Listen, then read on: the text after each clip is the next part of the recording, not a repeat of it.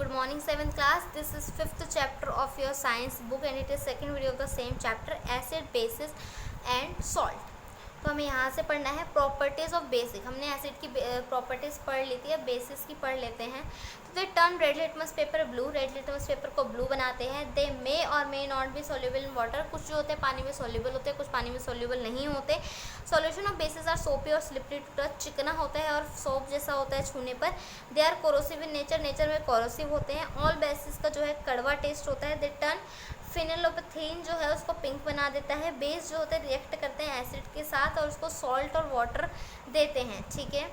Basis are compound that contains hydroxyl OH group. इसमें जो है हाइड्रोक्सिल हमेशा होता है कड़वी चीज़ों में. How do acids and bases react. अब एसिड और बेसिस कैसे रिएक्ट करते हैं.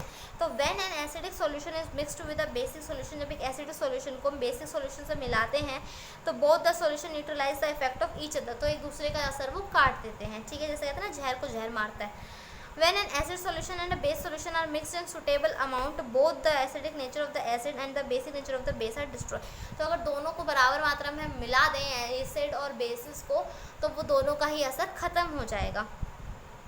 रिजल्टिंग सॉल्यूशन जो होगा वो नीदर एसिडिक और ना ही बेसिक कुछ नहीं रह जाएगा. Touch the test tube immediately after neutralization. What do you observe in neutralization reaction. Heat is always produced or evolve. The evolved heat raises the temperature of in neutralization reaction and new substances formed. This is called salt. Salt may be acidic, basic or neutral in nature. Thus neutralization can be defined as follows. ठीक है, neutralisation जब होता है तो उसमें क्या होता है, सॉल्ट आता है. तो रिएक्शन जब होता है एक एसिड और एक बेस में उसको हम न्यूट्रलाइजेशन कहते हैं. और salt and water are produced in this process which is evolution of heat. ठीक है, एसिड और बेसिस मिलाए, अब इससे क्या निकलेगा, सॉल्ट और वाटर और हीट इसमें शामिल होगी. फॉलोइंग रिएक्शन जो है एक एग्जांपल है. बूझो added dilute sulphuric acid to lime water. बूझो एक इंसान है, उसने क्या करा, डिल्यूट सल्फ्यूरिक एसिड को नींबू के लाइम वाटर से मिला दिया. तो अब रिएक्शन क्या होगा, हॉट या कूल, बताओ. आगे देखेंगे न्यूट्रलाइजेशन एवरीडे लाइफ. अब हम कैसे न्यूट्रलाइजेशन करते हैं, यानी कि कैसे कड़वी चीज़ों को खट्टी चीज़ों में मिलाते हैं और क्यों मिलाते हैं, ये हम आगे पढ़ लेते हैं. इंडाइजेशन. इंडाइजेशन क्या होता है, जब हमें पचन नहीं होता है, खाना पचता नहीं है. तो our stomach contains hydrochloric acid. It helps us to digest food as you know as you have learned in chapter 2. But too much of acid in the stomach causes indigestion.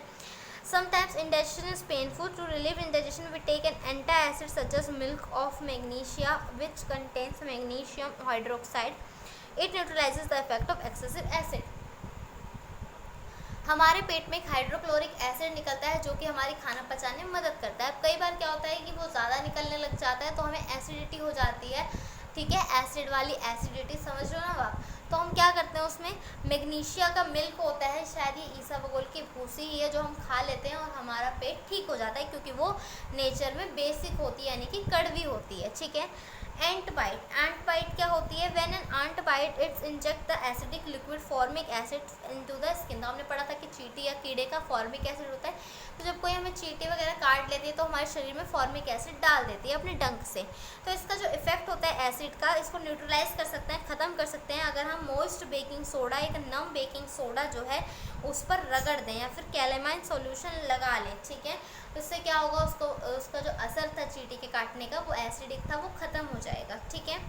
Soil treatment. अब soil, मिट्टी को कैसे ठीक करते हैं इससे, तो excessive use of chemical fertiliser. बहुत सारे केमिकल का फर्टिलाइज़र यूज़ करने से सॉइल एसिडिक हो जाती है. अब इसको क्या करें, तो plant do not grow well when the soil is either too acidic or too basic. अगर ज़मीन की मिट्टी जो है ज़्यादा एसिडिक या ज़्यादा बेसिक होगी तो दोनों ही हालत में प्लांट नहीं उगेंगे. तो जब सॉइल बहुत एसिडिक हो जाती है केमिकल सॉल्यूशन से तो उसको बेसिस में बदलना होता है, यानी कि बेसिस डालकर इसको ख़राब कर देते हैं, यानी कि ना एसिड रहे ना बेसिक रहे. तो हम क्या करते हैं, लाइम और स्लैग्ड लाइम. ठीक है, नमक का जो घोल, एक तरीके से नींबू का जो घोल होता है, ज़रूरी नहीं नींबू ही जैसा, कैल्शियम ऑक्साइड और कैल्शियम हाइड्रोक्साइड कहते हैं इसको, ये भी केमिकल सॉल्यूशन होता है पर ये बेसिस होते हैं नेचर में.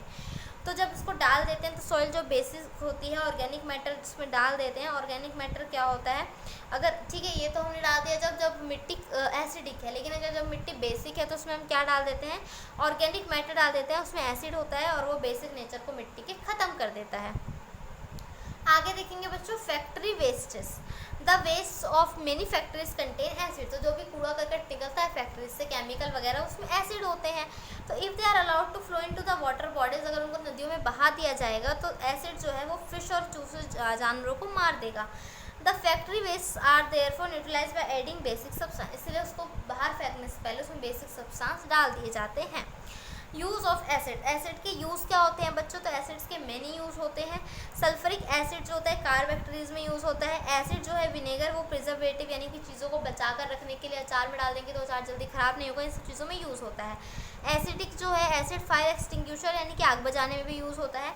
Nitric acid is use for manufacturing explosive and also for the purification of silver and gold, तो बम बनाने के लिए नाइट्रिक एसिड यूज़ होता है, सिल्वर और गोल्ड को साफ करने में भी यूज़ होता है। सल्फरिक एसिड जो है वो कब यूज़ होता है? मैन्युफैक्चरिंग ऑफ ड्रग्स बनाने में यानी कि दवाइयाँ बनाने में, टेक्सटाइल कपड़े बनाने में, पेपर, लेदर, प्लास्टिक, डिटर्जेंट और पेंट बनाने में यूज़ होता है। Acid are use in various industry to remove scales from boilers, तो बॉयलर से स्केल निकालने के लिए भी यूज़ होते हैं।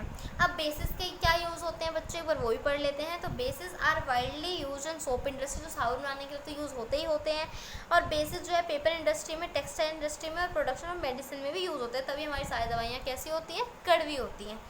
Calcium hydroxide are slaked lime in used in white washing, ठीक है। तो स्लेक्ड लाइम जो होता है उसको चूना कहते हैं, तो वो हमारे सफ़ेदी करने में यूज़ आता है। ब्लीचिंग पाउडर जो होता है जिसको कि डिसइंफेक्टेंट की तरह यूज़ करते हैं, ठीक है। ब्लीच बहुत तरीके से यूज़ होते हैं, हम सब करते हैं सफाई में, तो ये भी कैल्शियम हाइड्रोक्साइड जो कि एक बेस है उससे बनाया जाता है। Bases like magnesium and aluminium hydroxides are used and anti acid to cure acidity, और जो मैग्नीशियम और एल्यूमिनियम जो बेसिस हैं ये एंटी एसिड की तरह यूज़ होते हैं एसिडिटी को ख़त्म करने के लिए। एंटी एसिड क्या हो गया? एसिड का उल्टा कर देना उसका असर। Bases are widely use for neutralising the effect of acid in the soil, तो सॉइल में एसिड का यूज़ ख़त्म करने के लिए भी यूज़ होते हैं, तो फार्मर जो होता है यूज़ करते हैं स्लैक्ड लाइम, ठीक है, सॉइल के लिए यानी कि चूना।